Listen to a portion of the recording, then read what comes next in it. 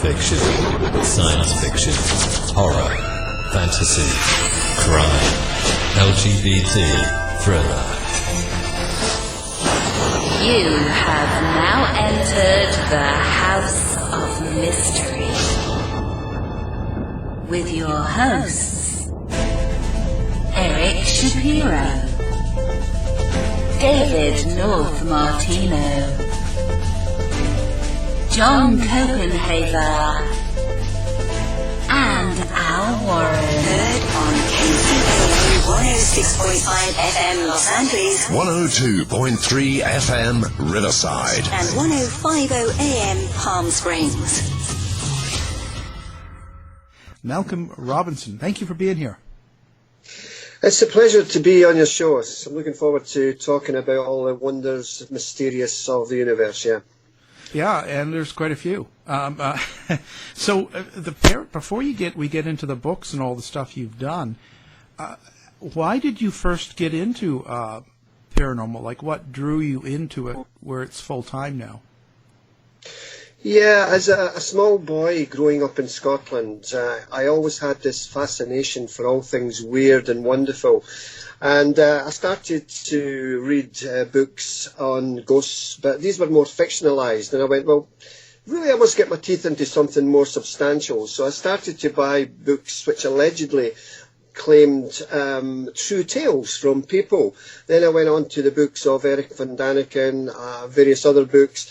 So I kind of immersed myself in these wonderful stories. But it must be said, I was very, very, very sceptical. I did not believe that there were any validity to the claims of people seeing ghosts, of UFOs, of lake monsters, etc. But as the years have rolled by, yes, of course there is a lot of nonsense out there, absolutely. But there is no smoke without fire.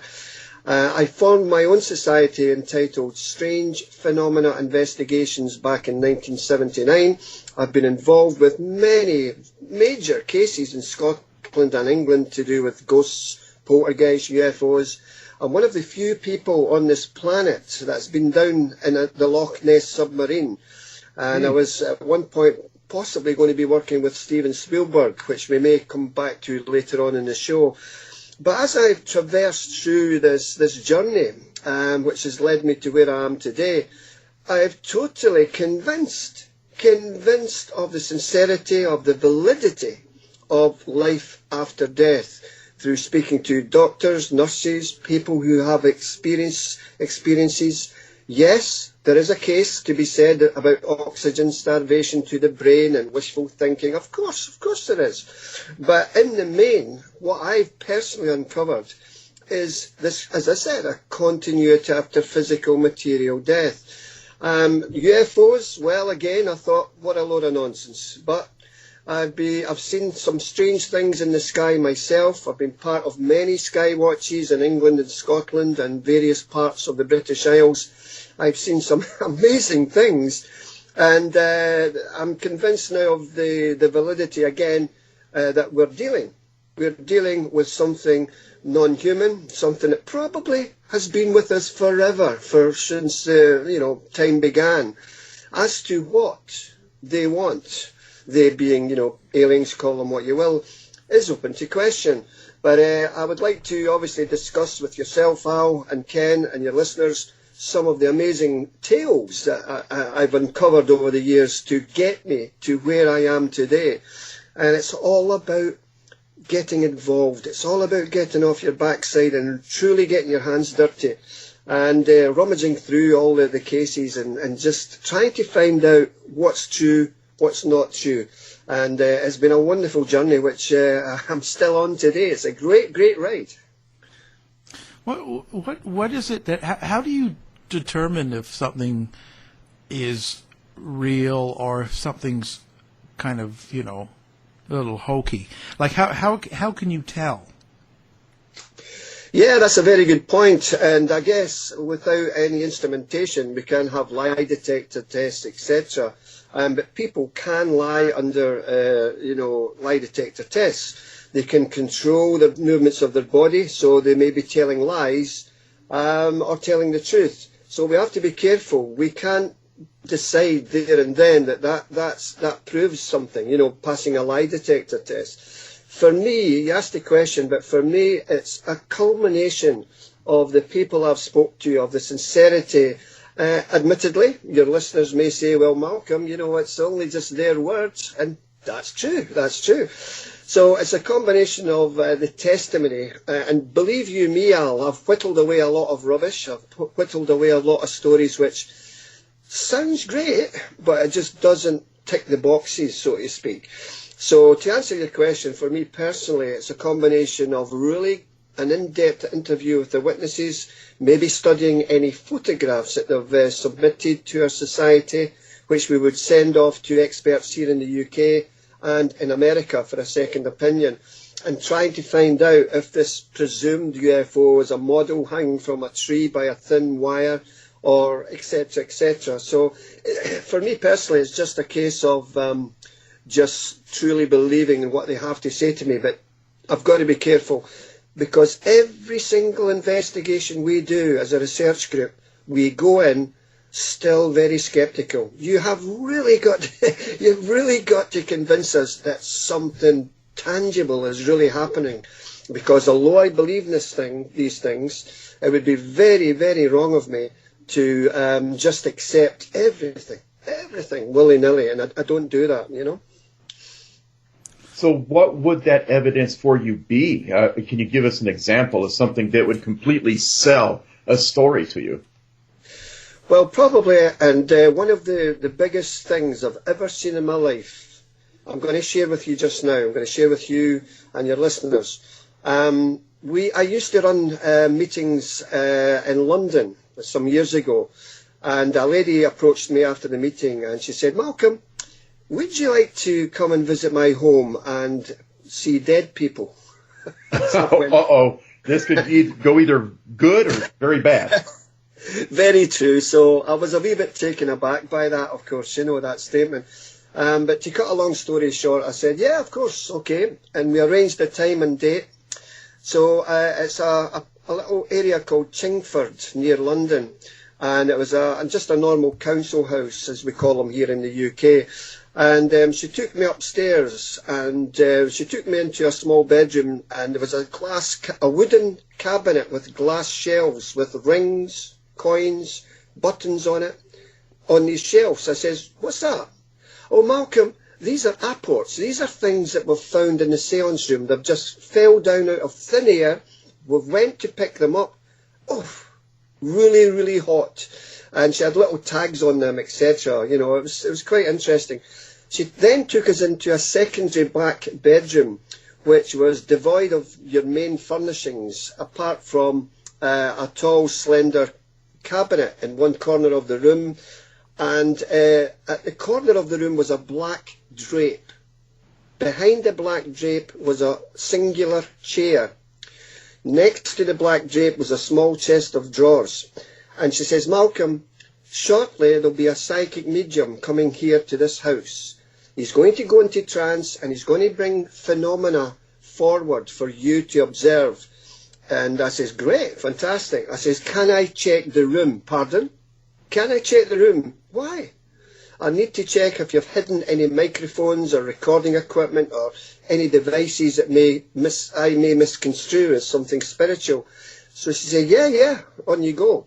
So I was knocking on the walls, I was hitting the floorboards to see if there was any hollow part of it. Everything appeared to be in order. And eventually the psychic medium came up to the room, introduced himself, we shook hands, and he sat on the chair, this chair in the corner of the room, and we tied his arms and legs with heavy Velcro straps to stop him moving about. He had taken his shoes off as well.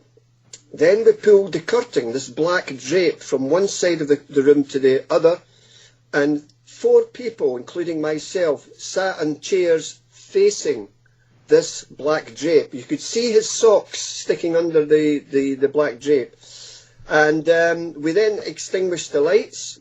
There was a very small red ambient light in the corner of the room, and once you got accustomed to it, you could see the shadows, the silhouettes of the other people in the room watching this black drape.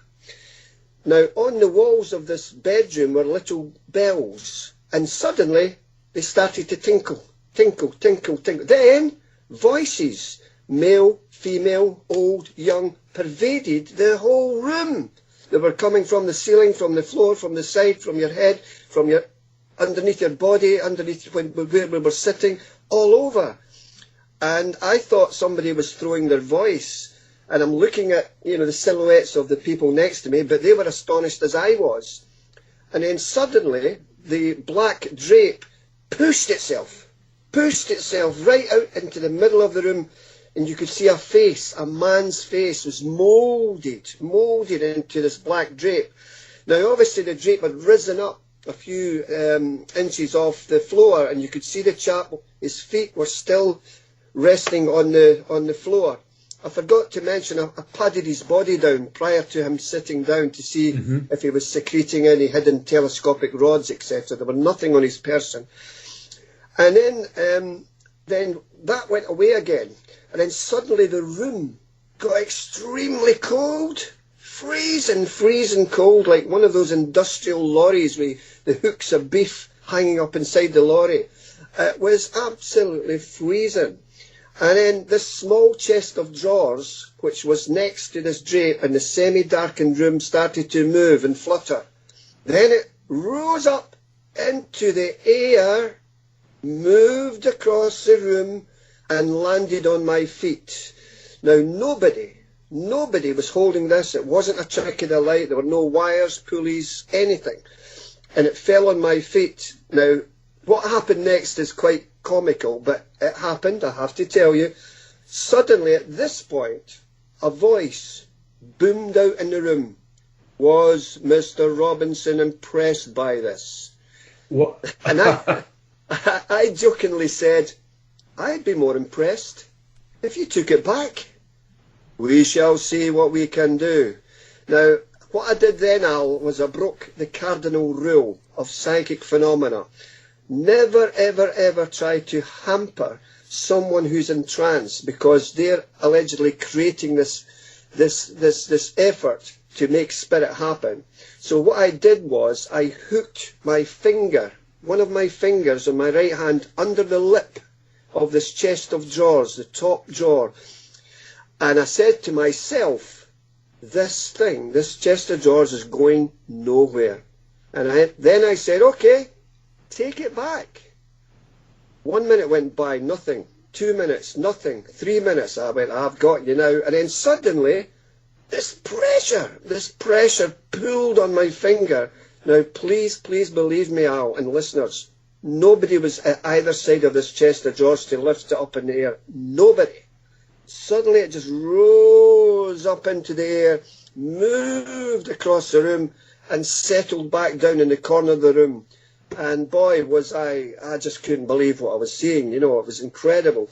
Now, the sad thing is, whilst that may be a good story, it's a story to you guys, to yourself, to your listeners who you weren't there. So I can't convince you, I can't create this visual identity, if you like. But and a further sad thing, Al, was that she did not allow me to bring any video equipment into the room, and it's a massive shame, because that would have been wonderful evidence. But having said that, we're living in the Steven Spielberg age of DreamWorks laboratory, where anything can be manipulated onto a computer screen to look real, when it's just jiggery-pokery, if you like, So we have to be very careful. But that's just one thing that really blew my socks off. I'll never forget it. It was amazing. That is quite an experience. And as I say, as I've traversed through my research life, I'll give you another, for instance, Al and Ken, that I was in this haunted house in a little place called Tullibody in Clackmannanshire in central Scotland.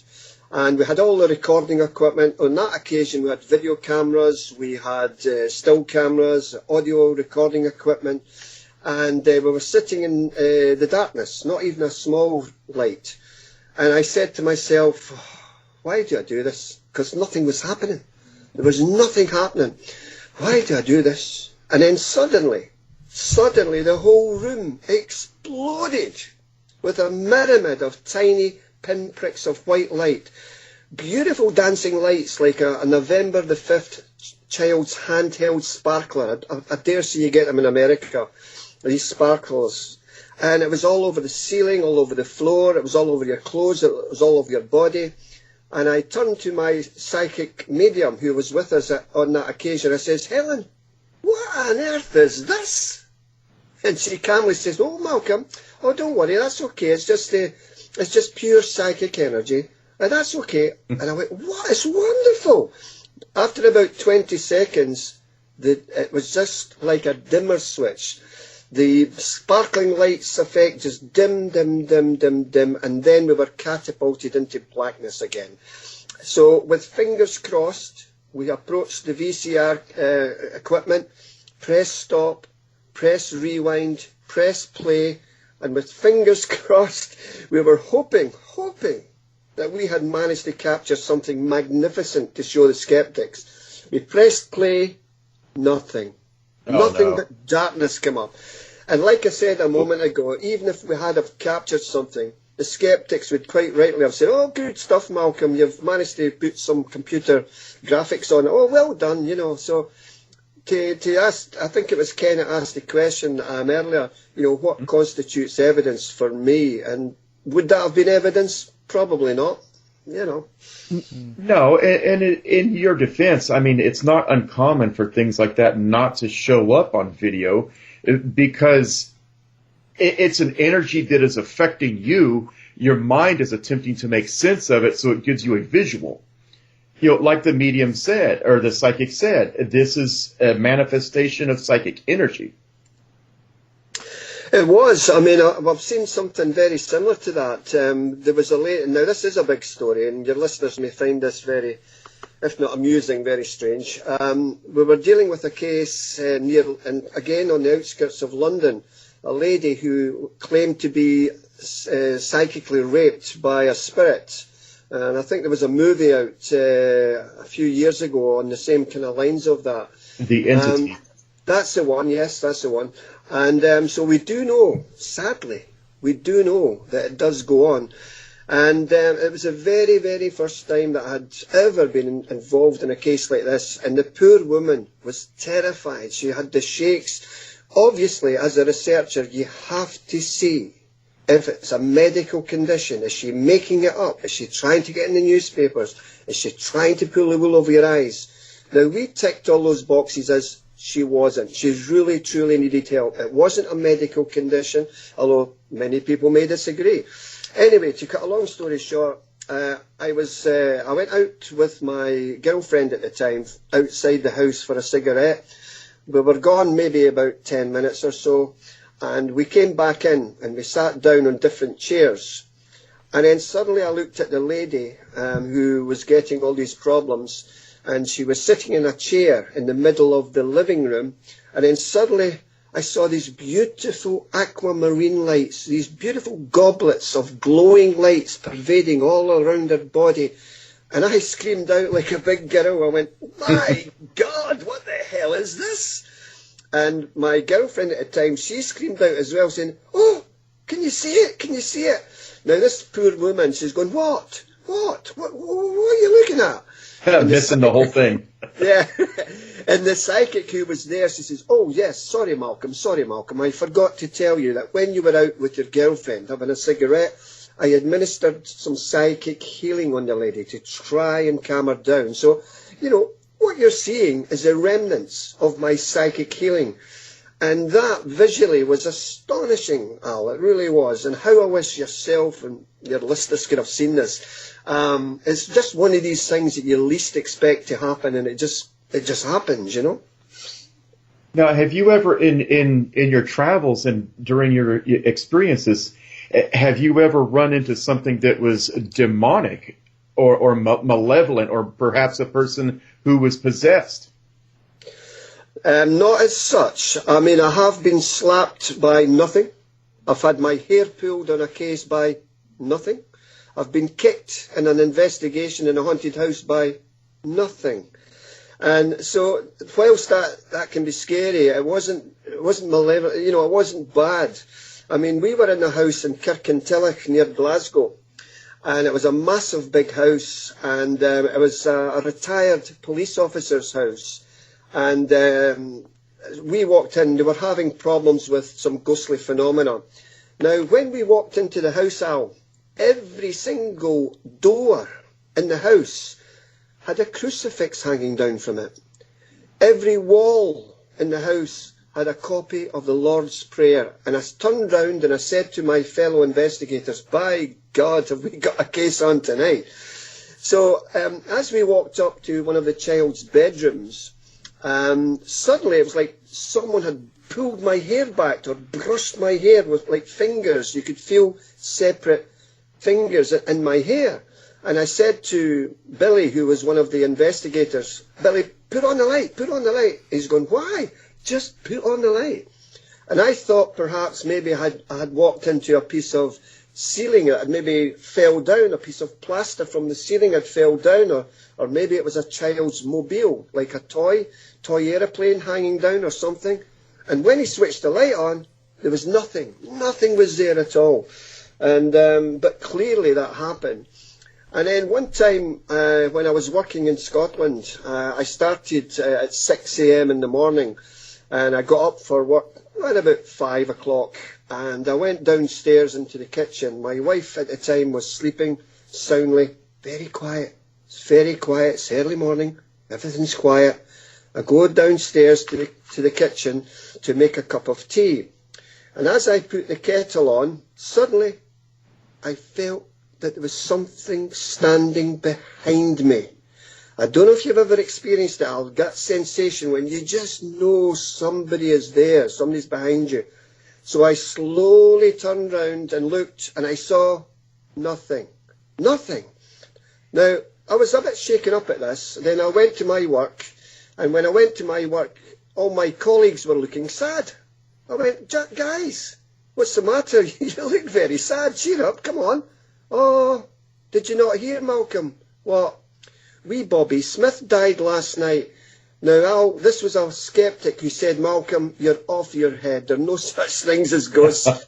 And whenever I die, and pray God it's not for a long, long time, whenever I die, I'm going to come back and you'll know about it. Now, I never saw him. I clearly felt his presence. I didn't know he had died. And I've never experienced that again. And it's just some of the many bizarre things that's happened to me throughout my life. Now, I want to get your take on this, and then I promise I'll shut up and let Al have a chance at you. But now, let's go back to the beginning of that story, because it's something that really bugs me. You said that as you walked into the house that there were crucifixes and Lord's prayers. Now, Malcolm, let me get your take on this theory. To me, being an experienced ghost hunter or an investigator, to me, those items in and of themselves don't really matter. It's the belief that the person has in them. And here's why. In Scripture, Lucifer himself approaches God to give account of his deeds in the book of Job. So if he's able to stand in the face of God, how is a crucifix or a prayer or a Bible or, a rosary or what have you, what effect do they expect that to have on an entity? Yeah, I guess it's just like comfort for them, I guess, just like small comfort. Maybe they felt that by doing this, maybe that would lessen the events in the family home. And a lot of people would say, look, if it's going to happen, having some crucifixes and some Lord's prayers certainly won't make any difference. But it gave them just small comfort, and if that helped them believe that, I guess that's okay. But yeah, you're quite right. It may not have served its purpose, but it helped them for a time. So it's the belief that the person has in the item. Could you validate that for us? Yeah, I mean, they were of the persuasion. They were very, strong with the Bible, etc., and they felt very clearly and dearly about Jesus Christ as the Saviour, etc. And they were none too pleased that suddenly they were having all this phenomena occur in the family home for no reason, because nobody had died in the home, nobody had died in the street. This just came out of the blue. And they felt that by placing this, the Lord's Prayer and the crucifixes up, that maybe lessen the phenomena to happen. They tried, getting priests in to bless it with holy water, etc., and nothing really truly happened. So what we did, obviously, with that investigation and with other investigations were that we employ the services of a psychic medium, and we said to the occupants of the house, look, will you give us free rein of your property tonight? Can we stay here? And, if you want, you can move to a friend's house. And incredibly, the families all move out, give us free rein, in the hopes that we can do something. So what we do then is we occupy various rooms of a property. We spend about 20 minutes in each room, singular, not as a group. And different people write down what they got in their rooms, and then we all meet in the morning, the very early hours of the morning, to see what we got. Now, the psychic also tries to find out who is behind these disturbances and why. So she gets names, etc. Then, I know it sounds a bit Hollywood, but we then do what's known as a cleansing ceremony to say to the earthbound spirits that, look, you have passed on. You don't live here anymore, or, if they did live there, we would have to check that later on. You don't live here anymore. I know you've got to go towards the light. Now, I know it does sound Hollywood, but 9 times out of 10, we were very successful. And you could actually feel the pressure in the room lessening, and it was like lighter, if you like, So when the family comes back in the morning, we would relay the information that the psychic had provided on that night's investigation. And most often than not, they could take names, they could take what was happening. Only once have we been to a property which was badly infested by paranormal phenomena, and the occupants of the house says, oh, don't get rid of it, don't get rid of it, we just need to know who it is. They're not really causing us tremendous harm, it's quite exciting actually, but don't get rid of it, just let us know who's behind it. So that was quite an unusual one, So now tell us about your Loch Ness thing. Like, you had an adventure. You went down in a submarine. Yeah, being a Scotsman, I'm actually living in England now. I live in a small town called Hastings at the foot of the United Kingdom. But and I came to live in England in 1998. But when I lived in Scotland, obviously my father regaled me with these tales of this water beastie, this kelpie, this water monster that inhabited the depths of Loch Ness. Now, when he told me that as a young boy, I was absolutely fascinated. I just had to get up there because I've always had this, as I said at the start of the show, and I just need to know what's going on with these sightings and that. This fascination is endless. So as a young boy, we went up to Loch Ness and we went on the pleasure cruisers, and I had my binoculars trained on the loch. I actually thought I saw 3 humps, but I'm sure I was mistaken. And as the years rolled by, I travelled up to Loch Ness myself with my friends, and we camped on the shores of Loch Ness. We interviewed many, many people on the shores of Loch Ness as to what they've seen. We interviewed retired water bailiff Alex Campbell, who back in 1934 was the chap who really started the ball rolling. He put in a sighting of a lady who had seen a strange creature in the loch in 1933, and in 1934 they published that, and of course it just went worldwide. And Alex said, Malcolm, I was watching the loch. It was completely flat, and it's suddenly this long neck with like a sheep-like head thrust out from the depths of Loch Ness, very, very agitated, and then just slid back into the depths of Loch Ness. I also interviewed Father Gregory Brucey at St Benedictine Abbey on the shores of Loch Ness at Fort Augustus. Now, this is a man of the cloth, and he said His story was that back in 1971, he had taken a friend, an organist from Westminster Cathedral in London, who travelled up to Scotland to meet with Father Gregory, and he took them down to the shores of Loch Ness. It was early in the morning. The loch was like a sea of glass, just like a sheet of glass. They were at the southern end of Loch Ness. Let me get this right. Southern end, yes. And they're looking along the loch, and then suddenly the same as Alex Campbell, this long tapering neck came out with a sheep-like head and fell back into the depths of Loch Ness. So here's a man of the cloth. Now, that's not to say men of the cloth can lie, police officers can lie, members of parliament can lie, we know that. But, you know, this is just another story coming from him. So in 1994, I was fortunate enough to go down in the Loch Ness submarine. It was based at a little town called Drumnadrochit on the shores of Loch Ness, next to the Clansman Hotel. And they were taking members of the public down for an hour at £69 for the hour. It was a deep sea, a North Sea submersible, probably about 25 foot in length, very cramped conditions inside. It had a glass porthole in the nose cone of the submarine, toughened glass, very, very strong toughened glass. And it had 5 or 6 halogen lights at the front of the submarine as well. And to cut a long story short, we dived to an excess of over 400 feet. And I've captured this on video. It's on YouTube somewhere. And I was filming out of the nose cone of the submarine through the glass porthole. And it was sandy silt, because you could see it. It was lit up by these strong halogen lights. It pervaded the blackness of the depths of Loch Ness. And then suddenly, the floor of Loch Ness disappeared. Just dropped, bang, bang, just fell away. And I said to the skipper of the submarine, "Oh my goodness, look, can we go down there?" He says, "No, unfortunately, we have to stick to our allotted time and our allotted schedule. We can't go down there."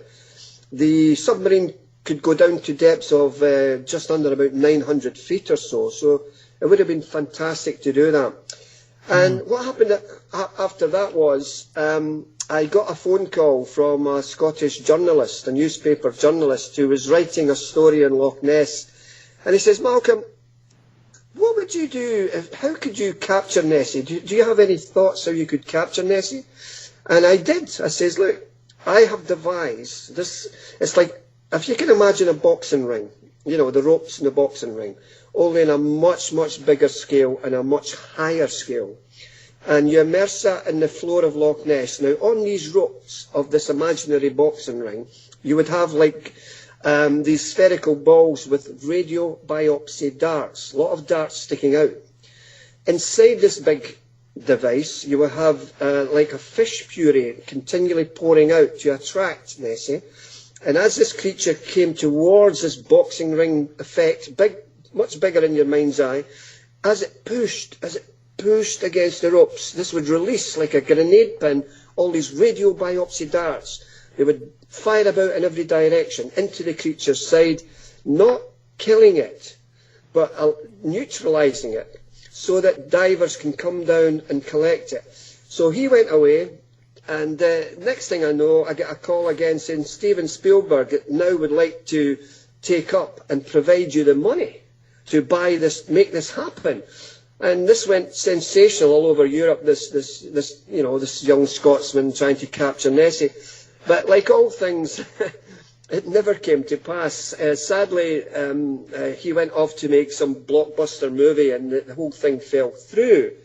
But to this day, I still believe that this device can probably prove Nessie. And obviously there's more than one. There's, I believe, up to maybe 8 or 9 creatures in Loch Ness, 24 miles long. Yeah.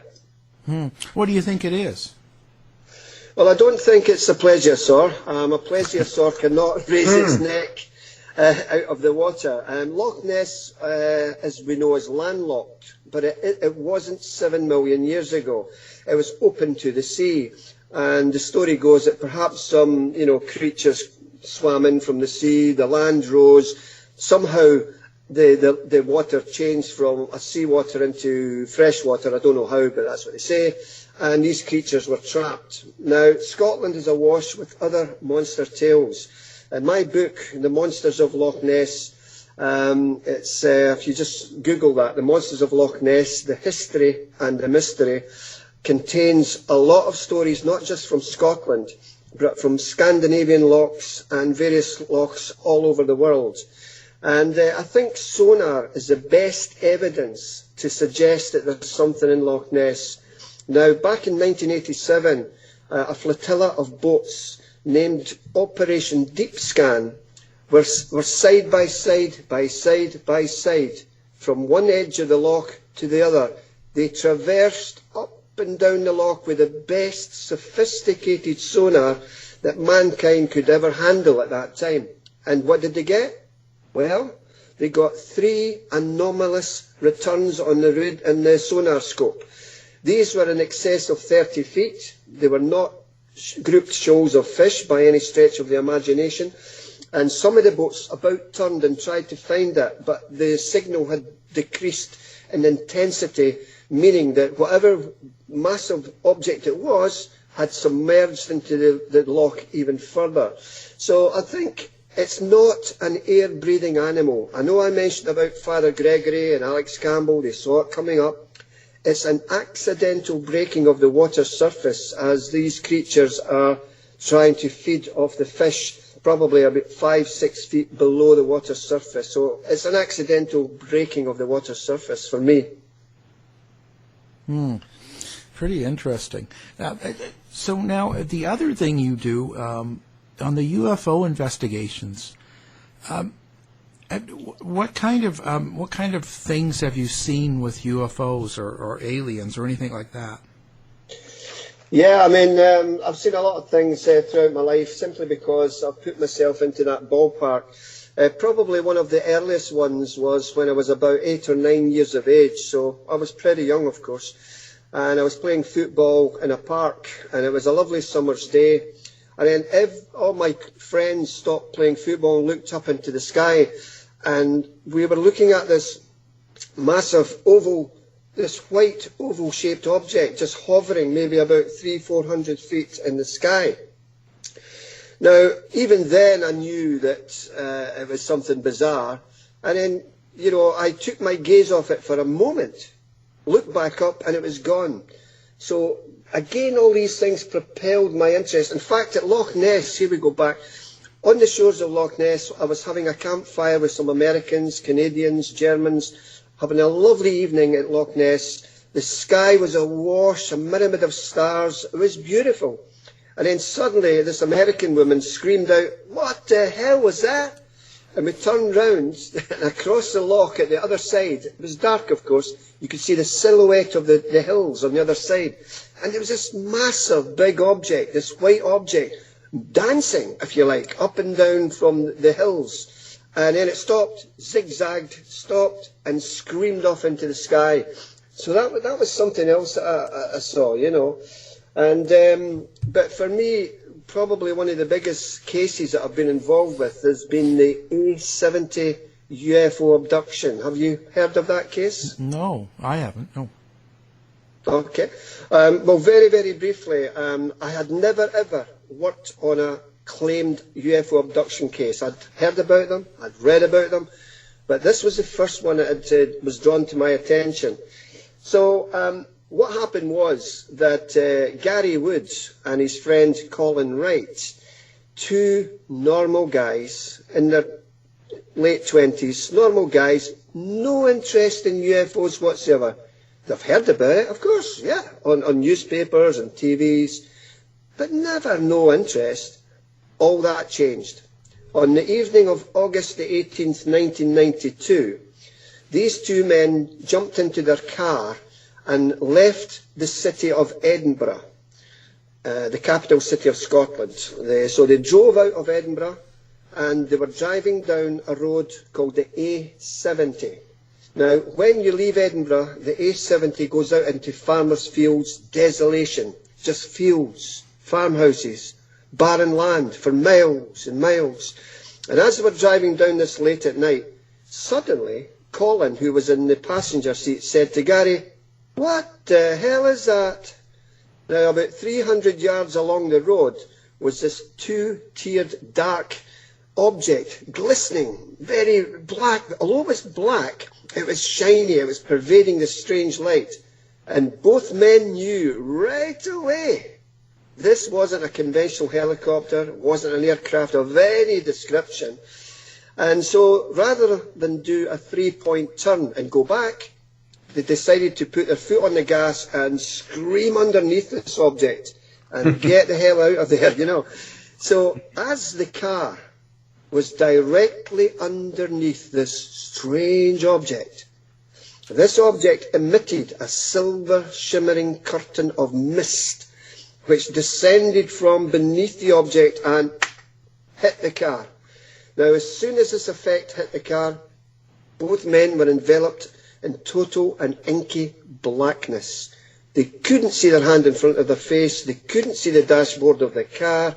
My God, are we dead? That's what they thought. Then, what appeared to be seconds later, thankfully, they regained their sight. The car was shuddering very violently on the road.